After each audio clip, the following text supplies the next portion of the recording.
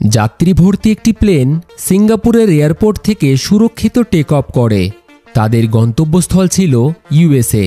তবে হঠাৎই তারা এক ভয়ানক ঝড়ের কবলে পড়ে এবং জোরালো বজ্রবিদ্যুতের কারণে প্লেনের বেশ কিছু টেকনোলজি খারাপ হয়ে যায়। প্লেনটিকে এমার্জেন্সি ল্যান্ডিং করানো হয় একটি নির্জন আইল্যান্ডে। তবে প্লেনের যাত্রী ও ক্রু মেম্বাররা জানত না সেই আইল্যান্ডে তাদের জন্য ভয়ানক কিছু অপেক্ষা করে আছে। সেখানে এমন কিছু নৃশংস মানুষ বসবাস করত যারা সরকারের কোনো রকম আইন মানত না। এমনকি কোনো দেশের আর্মিও সেখানে ঢুকতে ভয় পেত। তো এই ভয়ানক আইল্যান্ড থেকে তারা কি বেঁচে ফিরতে পারবে? জানতে হলে দেখতে থাকুন আমাদের আজকের এই গল্প। বলছিলাম 2023 সালে মুক্তি পাওয়া এক অ্যাকশন থ্রিলার মুভি প্লেনের কথা। সিঙ্গাপুরের একটি এয়ারপোর্ট, যেখানে আমরা ক্যাপ্টেন ব্র্যাডি টরেন্সকে দেখি। তিনি খুবই তাড়াহুড়োর মধ্যে তার মেয়ের সাথে কথা বলতে বলতে এয়ারপোর্টের দিকে আসছিলেন, কারণ আজ তাদের ফ্লাইট আমেরিকার উদ্দেশ্যে রওনা দেবে। তার মেয়ে সেখানেই থাকে, তবে কাজের সূত্রে খুব ব্যস্ত থাকায় সময়ের অভাবে মেয়ের সাথে খুব একটা সময় কাটানো হয় না তার। কিন্তু আজ তিনি ছুটি নিয়েছেন। এই ফ্লাইট আমেরিকায় পৌঁছানোর পর তিনি তার মেয়ের সাথে দেখা করবেন। এর জন্য টরেন্স খুবই খুশি। প্লেনে উঠে তার সাথে তার ভাইস ক্যাপ্টেন ড্যালের পরিচয় হয়। কিছুক্ষণ পর এরোপ্লেন কোম্পানির আবহাওয়া দপ্তরের হেড ক্যাপ্টেনকে জানায় আজ তারা খুবই খারাপ আবহাওয়ার মধ্যে দিয়ে যাত্রা করবে। দক্ষিণ চীন সাগরের উপরে আবহাওয়া খারাপ হওয়ার সম্ভাবনা আছে। এটা শুনে ক্যাপ্টেন প্লেনটিকে অন্য একটি পথ দিয়ে নিয়ে যাওয়ার কথা বলেন। তবে কোম্পানি থেকে সরাসরি মানা করে দেওয়া হয়, কারণ এতে আরও 18,000 লিটার তেল বেশি লাগবে। তাছাড়াও আজকের ফ্লাইটে যাত্রী সংখ্যা অনেক কম, মাত্র 14 জন। তাই কোম্পানি খুবই অল্প খরচে প্লেনটিকে আমেরিকা পর্যন্ত পৌঁছে দিতে চায়। এতে কোম্পানিরই লাভ। তো যাই হোক, কিছুক্ষণ পর ক্যাপ্টেনকে আরও জানানো হয় তাদের ফ্লাইটে লুইস নামের একজন খুনি অপরাধীও যাত্রা করবে। তবে তার সাথে একজন পুলিশ অফিসার সবসময়ই থাকবে। সেই পুলিশ অফিসার ক্যাপ্টেনকে তাদের একেবারে পিছনে সিট দেওয়ার কথা বলেন, যাতে সাধারণ যাত্রীদের থেকে তারা আলাদা থাকে। ক্যাপ্টেন তার কথা মতো তাদেরকে একেবারে পিছনে সিট দেয় এবং সকল যাত্রীদের তাদের নিজ নিজ সিট বুঝিয়ে দিয়ে প্লেনের প্রত্যেক ক্রু মেম্বারদের ওই অপরাধীর থেকে দূরত্ব বজায় রাখতে বলেন, কারণ তিনি তার যাত্রীদের সুরক্ষা নিয়ে কোনো রকম সমস্যায় পড়তে চাইছিলেন না। সমস্ত কিছু শেষ হলে তারা টেক অফ করার জন্য তৈরি হয়ে যায় এবং প্লেনটি ধীরে ধীরে সিঙ্গাপুর থেকে টেক অফ করে। যাত্রা তাদের খুবই সুন্দরভাবে শুরু হয়। ভাইস ক্যাপ্টেন ড্যালে টরেন্সকে তার পরিবারের ছবি দেখায়। টরেন্সও তাকে তার মেয়ের ছবি দেখায়। তার মেয়ে ছাড়া এই পৃথিবীতে আর কেউই নেই তার। টরেন্সের স্ত্রী অনেক বছর আগেই মারা গেছেন, তবে সে কোনোদিনই তার মেয়েকে মায়ের ভালোবাসা বুঝতে দেয়নি। এইভাবেই তাদের একে অপরের সাথে নানান কথার মাধ্যমে প্লেনটি এগিয়ে যায়। সময়টা ছিল নিউ ইয়ারের। সকল যাত্রীরাও প্লেনে বেশ খুশিতেই সময় কাটাচ্ছিল। তবে হঠাৎই তাদের প্লেন দুলতে শুরু করে। এর মানে তারা দক্ষিণ চীন সাগরের উপরে পৌঁছে গেছে। জোরে জোরে মেঘের গর্জন ও হাওয়ার গতিতে তাদের প্লেনটির দোলার পরিমাণ আরও বেড়ে যায়, যা যাত্রীদের মধ্যে ভয় সৃষ্টি করে। টরেন্স যাত্রীদের শান্ত করার জন্য ককপিট থেকে বেরিয়ে আসে, কিন্তু তখনই তাদের প্লেনে এক জোরালো বজ্রপাত হয়, যার ফলে টরেন্সের মাথায় আঘাতও লাগে। যাত্রীদের দেখার পর কোনো মতে তিনি ককপিটে ফিরে আসে। তবে প্লেনের অনেক কিছুই বজ্রপাতের কারণে খারাপ হয়ে যায়। কন্ট্রোল সেন্টারের সাথে তাদের যোগাযোগও বিচ্ছিন্ন হয়। কোনো রকম উত্তর তারা আর পায় না। সিস্টেম ফেলিয়ারের কারণে বর্তমানে তাদের প্লেনের ব্যাটারির সাহায্যে তারা ভেসে রয়েছে। এবার যেভাবেই হোক তাদেরকে এমার্জেন্সি ল্যান্ডিং করতেই হবে। তবে অত্যাধিক কালো মেঘ তাদেরকে আরও অসুবিধার মধ্যে ফেলে দেয়। বর্তমানে তারা কোথায় আছে বা আদেও আশেপাশে কোথাও ল্যান্ডিং করা যাবে কিনা সেটা তারা কালো মেঘের কারণে দেখতেই পায় না, যার ফলে তারা তাদের প্লেনের স্পিড এবং সময়ের ক্যালকুলেশন করে মোটামুটি একটা ধারণা করতে পারে এখন তারা কোথায় আছে। ক্যাপ্টেন প্লেনটিকে একেবারে নিচের দিকে নিয়ে যায়। তবে এরই মধ্যে ওই পুলিশ অফিসার তার সিট বেল্ট খুলে ফেলাতেই প্লেনটি দ্রুত গতিতে নিচের দিকে নামার কারণে প্লেনের ছাদের সাথে সজোরে ধাক্কায় সে মারা যায়। অনেকটা নিচে নামার পরেও ক্যাপ্টেন শুধু সমুদ্রের জল ছাড়া আর কিছুই দেখতে পায় না। তাই তারা জলের উপরেই ল্যান্ড করার সিদ্ধান্ত নেয়। কিন্তু তাদের সকলের বাঁচার সম্ভাবনা ছিল অনেকটাই কম, কারণ জলের ঢেউ ছিল খুবই জোরালো। তখনই ক্যাপ্টেন কিছুটা দূরেই একটি আইল্যান্ড দেখতে পায়। তারা জানে না লোকেশনটি কোথায়, তবে বাঁচতে হলে এখানেই তাদের ল্যান্ডিং করতে হবে। কোনো মতে সে প্লেনটিকে আইল্যান্ডের দিকে নিয়ে যায় এবং ক্র্যাশ ল্যান্ডিং হওয়ার আগেই আইল্যান্ডের একটি রাস্তায় খুবই সাবধানতার সাথে সুরক্ষিত প্লেনটিকে ল্যান্ড করায়। তবে ইঞ্জিনের অত্যাধিক হিট তখনও প্লেনটিকে ধ্বংস করতে পারত। তাই সকল আতঙ্কিত যাত্রীদের দ্রুত প্লেন থেকে নিচে নামিয়ে দেওয়া হয়। এই দুর্ঘটনায় 2 জন মারা যায়। একজন হলো সেই পুলিশ অফিসার এবং অন্যজন হলো প্লেনেরই একজন ক্রু মেম্বার। অন্যদিকে নিউ ইয়র্কে এয়ারলাইন কোম্পানির হেডকোয়ার্টারে কোম্পানির মালিক ট্যারি খবর পাওয়া মাত্রই খুবই দ্রুত একটি মিটিংয়ের আয়োজন করেন। তিনি জানতে পারেন প্লেনটি সিঙ্গাপুর থেকে টেক অফ করার পর পশ্চিম ফিলিপিন্সের কোনো এক জায়গায় হারিয়ে গেছে, তবে সঠিক লোকেশন তারা কেউই জানত না। তাই ট্যারি ডেভিড নামের একজন স্পেশাল রেস্কিউ অফিসারকে ডেকে পাঠায় এবং প্লেনটিকে উদ্ধার করার দায়িত্ব তাকে দেওয়া হয়। এত ভয়ানক বিধ্বংসী আবহাওয়াতে প্লেনটিকে পাঠানোর কারণে তিনিও অনেকটাই অবাক হন।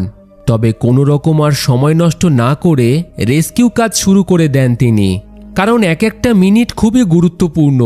প্লেনটি ফিলিপিন্সের পশ্চিমের এমন একটি জায়গায় হারিয়েছে যেখানে সন্ত্রাসবাদীদের রাজত্ব। অর্থাৎ কোনো মতে যদি প্লেনের যাত্রীদের তারা বন্দি বানিয়ে নেয় তাহলে সেখান থেকে বেঁচে ফেরা মুশকিল হয়ে পড়বে। তাই রেস্কিউ অফিসার ডেভিড 4 জনের একটি স্পেশাল টিম তৈরি করে। অত্যাধুনিক অস্ত্র এবং প্রচুর পরিমাণে টাকা তারা তাদের সাথে নিয়ে যায়। অন্যদিকে আইল্যান্ডে তখনও সকল যাত্রীদের মধ্যে ভয় কাজ করছিল, কারণ কোনো রকম মোবাইল সিগন্যাল সেখানে ছিল না। এছাড়াও প্লেনের কমিউনিকেশন ডিভাইস, রেডিও সবকিছুই খারাপ হয়ে গেছিল। যোগাযোগ পুরোপুরি বিচ্ছিন্ন ছিল। এখান থেকে সুরক্ষিত তারা আদৌ বেঁচে ফিরতে পারবে কিনা সেই নিয়ে সকল যাত্রীদের মধ্যে নানান প্রশ্ন জেগে ওঠে। ক্যাপ্টেন টরেন্স তাদেরকে পরিস্থিতি সম্পর্কে জানায়। আবহাওয়া খারাপ হওয়ার কারণে জোরালো বজ্রপাত প্লেনের সকল ইলেকট্রিক সিস্টেমকে নষ্ট করে দিয়েছে। তাই যতক্ষণ না কোনো রেস্কিউ টিম তাদেরকে খুঁজতে এখানে না আসে ততক্ষণ তাদেরকে অপেক্ষা করতে হবে। তবে ক্যাপ্টেন টরেন্স তাদেরকে কথা দেয় যেভাবেই হোক সকলকে সুরক্ষিত তিনি এখান থেকে বার করে নিয়ে যাবেন। ক্যাপ্টেনের কথায় এবার যাত্রীরা কিছুটা শান্ত হয়। এরপর তিনি প্লেনের ইলেকট্রিক সিস্টেমকে ঠিক করার চেষ্টা করে। তবে বজ্রপাত তাদের কমিউনিকেশনের সাথে সাথে প্লেনের বেশ কিছু জায়গা ক্ষতিগ্রস্ত করেছিল। তখন ভাইস ক্যাপ্টেন ড্যালে তাদের কাছে থাকা একটি ম্যাপ অনুযায়ী ক্যাপ্টেনকে এক চিন্তায় ফেলে দেওয়ার মতো কথা বলে ওঠে। এই আইল্যান্ডটি হলো সেই জোলো আইল্যান্ড। পৃথিবীর সবথেকে বিপজ্জনক আইল্যান্ডগুলির মধ্যে এটি হলো একটি। কোনো সরকার বা আইন এখানে নেই, আছে শুধু নৃশংসতা ও হত্যাকাণ্ড। সন্ত্রাসবাদী থেকে শুরু করে ভয়ানক ডাকাতের বসবাস এখানে। টাকার বিনিময়ে মানুষকে অপহরণ করা ও নির্মমভাবে হত্যা করা তাদের কাছে খুবই সাধারণ একটা বিষয়, বিশেষ করে বিদেশিদের। কথাটি ক্যাপ্টেন তাদের মধ্যেই রাখতে বলে, কারণ এতে যাত্রীদের মধ্যে ভয় আরও বেড়ে যেতে পারে। তবে যেভাবেই হোক তাদেরকে কোনো না কোনোভাবে কন্ট্রোল সেন্টারের সাথে যোগাযোগ করতেই হবে। তাই ক্যাপ্টেন জঙ্গলের একটি বস্তির দিকে যাওয়ার সিদ্ধান্ত নেয়, যেটা কাল রাতে প্লেনটিকে আইল্যান্ডে ল্যান্ড করানোর সময় তিনি উপর থেকে দেখেছিলেন। সেই বস্তি থেকে হয়তো তারা কোনো রকম সাহায্য পেতে পারে। তবে ক্যাপ্টেন একা নয়, ওই অপরাধী লুইসকে তার সাথে নিয়ে যাওয়ার কথা বলে, কারণ পুলিশের মৃতদেহটিকে প্লেন থেকে নামানোর সময় সে পুলিশের কাছে থাকা লুইসের জিনিসপত্র দেখে জানতে পেরেছে সে একজন এক্স কমান্ডো। তাই বেঁচে থাকার নানান রকম কৌশল সে জানে। এছাড়াও সে যেহেতু একজন অপরাধী, তাই যাত্রীদের থেকে তাকে দূরে রাখাটাই সবথেকে ভালো। এতে যাত্রীরা নিজেদেরকে সুরক্ষিত মনে করবে। এই ভেবে ক্যাপ্টেন তার হাতকড়াটি খুলে দিয়ে তাকে তার সাথে নিয়ে চলে যায়। অন্যদিকে ড্যালের কথাই ঠিক হয়, এই আইল্যান্ডটি হলো সেই জোলো আইল্যান্ড। একটি প্লেন যে কাল রাতে আইল্যান্ডে ইমার্জেন্সি ল্যান্ডিং করেছে এই খবর সন্ত্রাসবাদীদের প্রধান দাতুর কাছে পৌঁছে যায়। ওদিকে নিউ ইয়র্ক কন্ট্রোল সেন্টারে তখনও প্লেনটিকে খোঁজার কাজ চলছে। পরিকল্পনা মতো যতক্ষণ না তারা প্লেনের সঠিক লোকেশন খুঁজে না পায় ততক্ষণ কমান্ডোদের পশ্চিম ফিলিপিন্সের আশেপাশেই ঘোরাফেরা করতে বলা হয়। তো যাই হোক, আইল্যান্ড থেকে বেরোনোর সকল রকম চেষ্টা তারা করতে থাকে। ভাইস ক্যাপ্টেন ড্যালে প্লেনটিকে ঠিক করার চেষ্টা করতে করতে সৌভাগ্যবশত প্লেনের কম্পিউটার সিস্টেমটিকে ঠিক করে ফেলে। তবে তখনও প্লেনে অনেক টেকনিক্যাল সমস্যা ছিল, অর্থাৎ প্লেনটিকে নিয়ে বেশি দূর যাওয়া সম্ভবই ছিল না। তাই যে কোনোভাবেই তাদের রেস্কিউ টিমের দরকার ছিল। ক্যাপ্টেন টরেন্স জঙ্গলের মধ্যে দিয়ে সাহায্যের আশায় সামনের দিকে এগিয়ে যায়। তবে কিছুটা দূর যেতেই পিছন ফিরে তাকাতেই সে দেখে লুইস পালিয়ে গেছে। কিন্তু ক্যাপ্টেন জানতো এই জঙ্গলে একা বেঁচে থাকা ঠিক কতটা কঠিন। তাই খুব একটা গুরুত্ব না দিয়ে সে সামনের দিকে এগিয়ে যায়। জঙ্গলের অনেকটা ভিতরে আসার পর ক্যাপ্টেন একটি পুরনো বাড়ি দেখতে পায়। দেওয়ালে বন্দুকের গুলির দাগ এবং নিচে প্রচুর পরিমাণে গুলি পড়ে থাকতে দেখে সে। ক্যাপ্টেন সতর্ক হয়ে ভিতরে প্রবেশ করে, তবে পুরো জায়গাটি নিষিদ্ধ এবং ফাঁকা ছিল। তখনই ক্যাপ্টেনের নজর দেওয়ালে থাকা একটি টেলিফোনের উপর যায়। টেলিফোনটি খারাপ ছিল, তবে কোনো মতে টেলিফোনটিকে ঠিক করে তিনি কোম্পানির হেল্পলাইন নম্বরে কল করে। ক্যাপ্টেন তাদের বর্তমান পরিস্থিতি ও তাদের সঠিক লোকেশন সম্পর্কে জানায়। তবে ফোনে থাকা ব্যক্তি এটি একটি প্র্যাঙ্ক কল মনে করে, কারণ সকাল থেকেই কোম্পানির হেল্পলাইনে এইভাবেই ফোন করে সকলেই তাদের সাথে মজা করছে। তাই ফোনটিকে সে কেটে দেয়। তখন টরেন্স আর কোনো উপায় না পেয়ে তার মেয়েকে ফোন করে এবং সমস্ত বিষয়টা ভালোভাবে বুঝিয়ে এই খবর দ্রুত এয়ারলাইন কোম্পানির কাছে পৌঁছে দিতে বলেন। কথা চলাকালীন হঠাৎই পিছন দিক থেকে একজন তার উপর আক্রমণ করে। দুইজনের মধ্যে হাতাহাতি লেগে যায়। বেশ কিছুক্ষণ লড়াই চলার পর কোনো রকমে টরেন্স তাকে অজ্ঞান করে দেয়। কিন্তু তখনই দুটি গুলির আওয়াজের সাথে একজন ব্যক্তি তার দিকে এগিয়ে আসে। টরেন্স টেবিলের আড়ালে লুকিয়ে পড়ে, তবে সেটি আর কেউ নয়, লুইস। বাইরে দুইজন সন্ত্রাসীকে মেরে সে ক্যাপ্টেনকে বাঁচানোর জন্য এখানে এসেছে, কারণ সে পালাবেই বা কোথায়? এই আইল্যান্ডের চারিদিকে জল এবং জঙ্গলে ভর্তি, পদে পদে মৃত্যুর ভয়। লুইস ক্যাপ্টেনের সুরক্ষার জন্য তাকে একটি বন্দুক দেয় এবং কিছুটা জল খেতে বলে। নিজেকে সামলিয়ে টরেন্স সিঁড়ি দিয়ে নিচে নেমে আসে এবং অদ্ভুত একটা জিনিস দেখে। একটি ঘরে রয়েছে ভিডিও ক্যামেরা এবং সামনে রক্তের দাগ, এছাড়াও নানান দেশের পাসপোর্ট। সেখানে থাকা ক্যামেরাতে রেকর্ড করা ভিডিও দেখাতেই তারা অবাক হয়ে যায়। নানান দেশের নাগরিকদের এই সন্ত্রাসীরা আইল্যান্ডে আটক করে রাখে। টাকার বিনিময়ে তারা তাদের ছাড়ে, নইলে প্রত্যেককে নৃশংসভাবে হত্যা করা হয়। ব্যাপারটি জানাতেই টরেন্স এবং লুইস বাইরে থাকা একটি গাড়ি নিয়ে দ্রুত তাদের প্লেনের দিকে যেতে শুরু করে, কারণ এখন তাদের যাত্রীদের প্রাণ আশঙ্কা রয়েছে। অন্যদিকে সকল যাত্রীদের হতাশ হয়ে বসে থাকতে দেখা যায়। তখনই গাড়ির আওয়াজ শুনতে পেয়ে তারা খুশি হয়ে যায়। তবে সেই গাড়িগুলি ছিল সন্ত্রাসবাদীদের। অত্যাধুনিক অস্ত্র এবং মেশিনগান নিয়ে তারা গাড়ি থেকে নেমে আসে। যাত্রীদের ভয় দেখানোর জন্য কয়েক রাউন্ড তারা আকাশে ফায়ার করে। সকলেই বুঝে যায় তারা খুবই বিপদের মধ্যে পড়ে গেছে এবং এরা তাদেরকে অপহরণ করার জন্য এখানে এসেছে। গুলির আওয়াজ টরেন্স এবং লুইসের কানেও আসে, তাই তারা গাড়িটিকে জঙ্গলে রেখে ধীরে ধীরে প্লেনের দিকে এগোতে থাকে। সন্ত্রাসবাদীরা তাদেরকে গান পয়েন্টে রেখে প্লেনের ক্যাপ্টেন এবং সকল যাত্রীদের লিস্ট চায়। বাধ্য হয়েই তাদেরকে লিস্ট দিতে হয়। সন্ত্রাসীরা বুঝতে পারে প্লেনের ক্যাপ্টেন মানে টরেন্স এখানে উপস্থিত নেই, তাই তারা ড্যালেকে বন্দুক দেখিয়ে ক্যাপ্টেন সম্পর্কে জিজ্ঞাসা করে। এদিকে এই সকল কিছু আড়াল থেকে টরেন্স ও লুইস লক্ষ্য করছিল। যাত্রীদের বিপদে দেখে টরেন্স তাদেরকে বাঁচানোর জন্য যেতে চায়, তবে লুইস তাকে কোনো রকমে শান্ত করে, কারণ সেখানে যাওয়া মানে মৃত্যুকে ডেকে আনা। এরই মধ্যে একজন মহিলা যাত্রী ভয়ে সেখান থেকে পালাতে গেলে সন্ত্রাসীরা তাকে সরাসরি গুলি করে হত্যা করে দেয় এবং তার বয়ফ্রেন্ডের গলাটিকে ধড় থেকে আলাদা করে দেয়। দূর থেকে এই সকল কিছু দেখা ছাড়া টরেন্স ও লুইসের আর কিছুই করার ছিল না। যাত্রীরা চোখের সামনে এই নৃশংসতা দেখে তাদের প্রত্যেকের মনে মৃত্যু ভয় কাজ করতে শুরু করে। সন্ত্রাস দলের প্রধান দাতু সকল যাত্রীদের একটি বাসে করে তাদের সাথে নিয়ে চলে যায় এবং দুইজনকে সেখানে রেখে যায় যাত্রীদের জিনিসপত্র তাদের সাথে নিয়ে আসার জন্য। এটারই সুযোগ নিয়ে টরেন্স ও লুইস একজন সন্ত্রাসীকে হত্যা করে অন্যজনকে গান পয়েন্টে রেখে যাত্রীদের কোথায় নিয়ে যাওয়া হয়েছে সে সম্পর্কে জিজ্ঞাসাবাদ শুরু করে। প্রথমে সে বলতে না চাইলেও অনেকটা জেরা করার পর অবশেষে তাদের লোকেশন বলে দেয় সে। ক্যাপ্টেন আর সময় নষ্ট না করে প্লেনের ককপিটে তার ইউনিফর্মে জায়গাটির ঠিকানা লিখে রাখে এবং এরপর ওই জীবিত সন্ত্রাসবাদীকেও হত্যা করে তার জিপ নিয়ে ওই ঠিকানায় যেতে শুরু করে। অন্যদিকে নিউ ইয়র্ক কন্ট্রোল সেন্টারে কোম্পানির সদস্যদের কাছে প্লেনের সঠিক লোকেশন পৌঁছে যায়। ডেভিড তখনই সেই লোকেশন ওই 4 জন স্পেশাল ফোর্স টিমের কাছে পাঠিয়ে দেয়।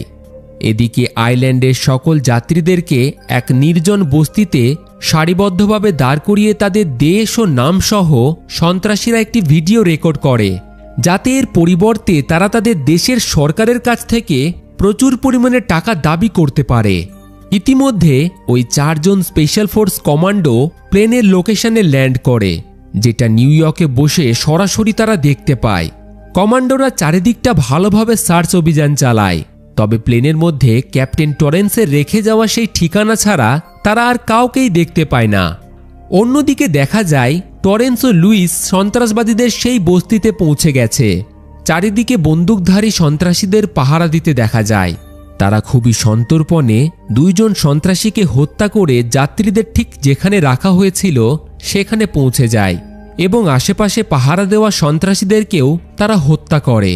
ক্যাপ্টেন তার সকল যাত্রীদের জানিয়ে দেয় তাদের আবার প্লেনের কাছে ফিরে যেতে হবে, কারণ কিছুক্ষণের মধ্যেই রেস্কিউ টিম সেখানে এসে পৌঁছাবে। এই বলে ক্যাপ্টেন সকল যাত্রীদেরকেই বাসে উঠে পড়তে বলে। তবে বাসটি ছাড়ার আগেই লুইস তাকে জানায় প্রচুর পরিমাণে সশস্ত্র সন্ত্রাসবাদী সামনেই দাঁড়িয়ে আছে, তাই এখান থেকে জীবন্ত ফিরে যাওয়া খুবই কঠিন। ক্যাপ্টেন চিন্তায় পড়ে যায়। সে সকল যাত্রীদের মুখের দিকে চেয়ে দেখে তারা সকলেই চিন্তায় আছে, সবাই তাদের প্রিয়জনের কাছে ফিরে যেতে চায়।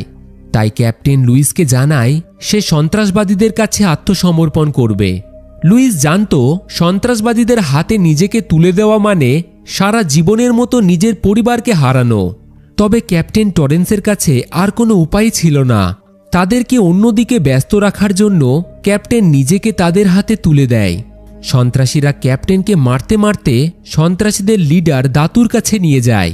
টরেন্স নির্ভয়ে তাকে জানায় খুব তাড়াতাড়ি প্রচুর পরিমাণে ফোর্স এখানে আসতে চলেছে, তাই সে যেন তার অসহায় যাত্রীদের ছেড়ে দেয়।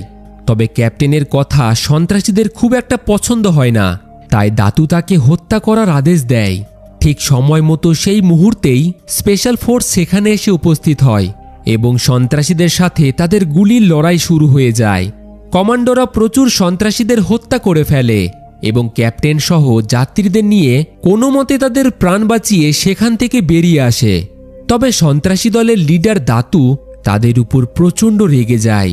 বস্তির সকল মানুষকে সে যুদ্ধের জন্য তৈরি হতে বলে। এদিকে গাড়িতে কমান্ডোদের কাছ থেকে টরেন্স জানতে পারে তারা শুধু যাত্রীদের প্রোটেকশন দেওয়ার জন্য এসেছে, তারা কোনো রেস্কিউ টিম নয়। রেস্কিউ টিম এখানে পৌঁছাতে এখনো 24 ঘন্টা সময় লাগবে। কথাটি শুনে সকলেই একেবারে আকাশ থেকে পড়ে, কারণ এই ভয়ানক আইল্যান্ডে মাত্র 1 মিনিটও বেঁচে থাকা খুবই কঠিন।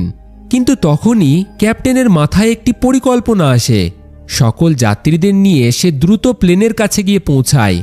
ক্যাপ্টেন টরেন্স তাদেরকে জানায় প্লেনটিকে কোনো রকমে ঠিক করা হয়েছে, তবে এখনও প্লেনের রাডার সিস্টেম এবং আরও বেশ কিছু ইলেকট্রনিক খারাপ আছে। কোনো রকমে তারা এখান থেকে টেক অফ করতে পারবে এবং এটাই এখান থেকে বেঁচে ফেরার একমাত্র সুযোগ, কারণ এমনিতেই কিছুক্ষণের মধ্যেই সন্ত্রাসীরা সম্পূর্ণ ক্ষমতা দিয়ে আমাদের উপর আক্রমণ করবে। এই বলে সে সকল যাত্রীদের একে একে প্লেনে উঠে পড়তে বলে এবং স্পেশাল ফোর্স তৈরি হয়ে যায় সন্ত্রাসীদের মোকাবিলা করার জন্য। তখনই সন্ত্রাসীদের 2টি গাড়ি প্লেনের সামনের দিক থেকে তাদের উপর অন্ধের মতো গুলি চালাতে চালাতে এগিয়ে আসতে দেখা যায়। স্পেশাল ফোর্স কিছুক্ষণ তাদেরকে দমিয়ে রাখে।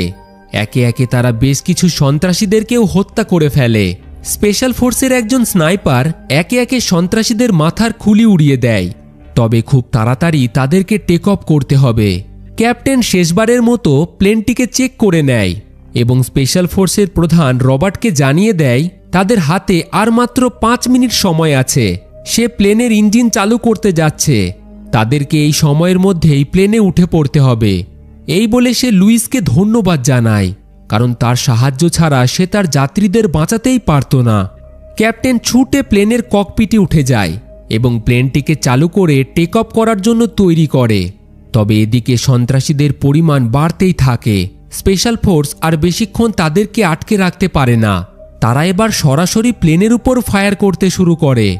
এরই মধ্যে লুইস তার গান লোড করতে গেলে ওই টাকা ভর্তি ব্যাগটিকে সে দেখতে পায়।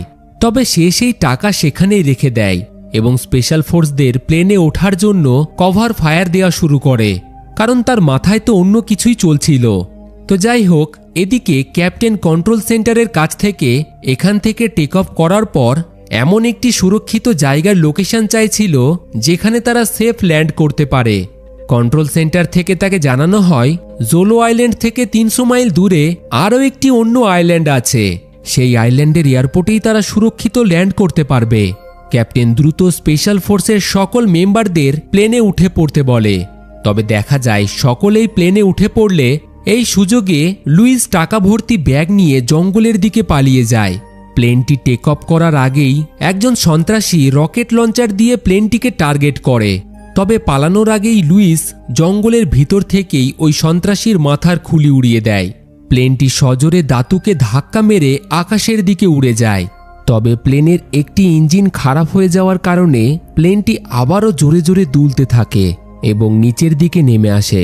কোনো রকমে ফুল স্পিডে ক্যাপ্টেন প্লেনটিকে নিয়ে এগিয়ে যায় এবং সামনের এয়ারপোর্টে সুরক্ষিত প্লেনটিকে ল্যান্ড করায়। ক্যাপ্টেন টরেন্স, ভাইস ক্যাপ্টেন ড্যালে এবং স্পেশাল ফোর্সের সাহসিকতার জোরে তারা সকল যাত্রীদের প্রাণ বাঁচাতে সক্ষম হয়। সকলেই হাততালির মাধ্যমে ক্যাপ্টেনকে সম্মান জানায়। এয়ারপোর্টের রেস্কিউ টিম সুরক্ষিত সকল যাত্রীদের হসপিটালে পৌঁছে দেওয়ার ব্যবস্থা করে। অবশেষে মেয়ের কাছে সুরক্ষিত ফিরে যাওয়ার খুশিতে ক্যাপ্টেনের চোখ দিয়ে জল বেরিয়ে আসে। এই খুশির খবরটি তৎক্ষণাৎ সে তার মেয়েকে ফোন করে বলে দেয় এবং এর সাথেই মুভিটি এখানেই শেষ হয়ে যায়। তো বন্ধুরা, মুভির কাহিনী আপনাদের কেমন লাগলো? আপনাদের মতামত কমেন্টে অবশ্যই জানাবেন। ভিডিওটিকে একটি লাইক এবং বন্ধুদের সাথে শেয়ার করে দেবেন। আর এই রকমই মুভি এক্সপ্লেন শোনার জন্য আমাদের চ্যানেলের সাথে জুড়ে থাকুন আর দেখতে থাকুন ফিল্মি গপ্প, the channel of movie lovers.